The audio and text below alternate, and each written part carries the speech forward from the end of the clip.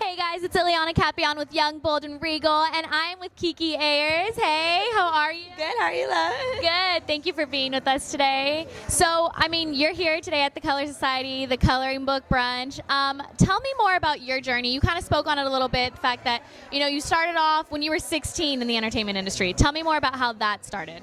So basically, I wanted to write for my high school newspaper, but I couldn't because all the priority went to seniors. So there was a program where I could start high school and college at the same time. So I enrolled in that, started writing for the college paper, and then got an internship for the local paper. So I just always started off writing with journalism, and then from there went on to do production, worked at shows on MTV like Guy Code, Girl Code, Wild 'N Out, even worked at Jerry Springer.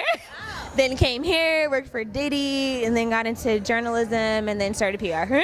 Okay, so you started with Diddy at Revolt, correct? Yes. How was your experience with that? It was good. I was the whole reason I'm in LA now, so yeah, it was great. Yes. Okay, so that's amazing. And now, you're looking at it now, and you're what? How many years down the line? 5. 5 years down the line. So 5 years ago, did you picture yourself in this position? No, I never thought I would ever be an entrepreneur, ever. It wasn't until it was a situation where I had to be. I had nothing else. I was actually on the verge of leaving LA. I was homeless for 14 months at the time, and I was like, this is the last thing I can try, or so I'm gonna have to leave. So I started my company. I got this influencer check from Rush Card, used all of that to start my LLC while I was living. And when I say homeless, I mean homeless. I was in the hotel bathroom lobbies, hostels, everything, and put all my money towards my LLC and in my business, and it worked out. So it's amazing. So twofold question, but most people normally say that the minute they make it in LA is that last second before they gave up. Of course. Yes, absolutely. Okay, so you touched on being homeless, but tell me, your deepest struggles. We get kind of the brushed up pretty side story. I was in a hotel bathroom, but what was your hardest moment, and what did you have to overcome to get here? And during that situation, I think one of the hardest moments was a situation where I was outside and I ended up getting a fight with this guy. I didn't know my face got it slashed. I still have a little slash right here, but the pictures was crazy and had to go to hospital and stuff. So it's unsafe. It's unsafe. People don't realize that when you're homeless. I started off with 3 suitcases, ended up with a little bag. You can't keep taking things with you. I can't just go home and take a nap when I want to, or watch TV, or get in the shower. I literally spent all day, every day, working on where I'm going to sleep at that night. So it's hard to do that and then balance hosting and then finding people to partner with you so you can still look like you belong on the red carpet. Meanwhile, no one knows your situation. So yeah. So you were still hosting while you were? Yeah, I was during that time. I interviewed the biggest celebrity, George Clooney. Ben Affleck, everyone, Samuel Jackson. I was interviewing the biggest celebrities. I didn't look like it. I would just exchange, hair for Instagram promotion or dresses for Instagram promotion. So I could still look like I belonged on the carpet, but no one knew that I had nowhere to go when I left the carpet or anything like that. Yeah. That's amazing. So you were able to leverage your Instagram following at that time still?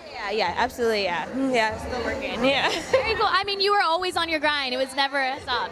Okay, so transitioning now into the fact that you're 6 months pregnant. That's exciting. Congratulations. Thank you. You're welcome.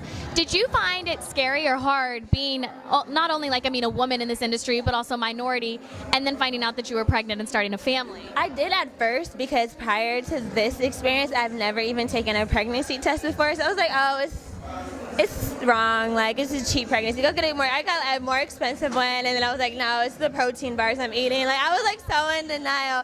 And then it's I'm so private, so no one even knew I was in a relationship or whatever. My boyfriend was super excited, he was more excited than I was. I was like, oh, okay, that's cool. And then when I thought about it, I'm like, you know what? You're not in school. You're not starting your career. You have money. It's a blessing. So I'm super excited now. I was very nervous to announce it just because the stigma people get, especially in women. They think you're gonna stop or fall off or whatever.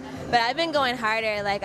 My company has been probably, I think it's 8 times as much as I've been making since I got pregnant. So what makes you bold? What makes me bold, I think, is my heritage. I have Caribbean parents, and we're very blunt. So it wasn't until I got older that I realized people would take it as a rude way, and I was oh, that's just how we say things in a way you say it. I was told I was very like bold and blunt, but it's just a part of my culture. But it's good for business. It's great for business when people try to take advantage of you and stuff. So I love it. Nope, hold up. Now, what part of the Caribbean?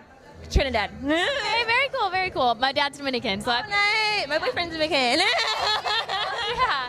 But no, I get it.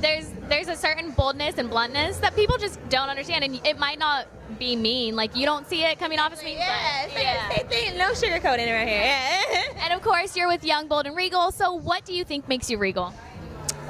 Being a black woman makes me regal. I love it. I love it. I love it. I feel like a lot of times we're like underappreciated, but we're the fastest growing group of entrepreneurs in the U.S.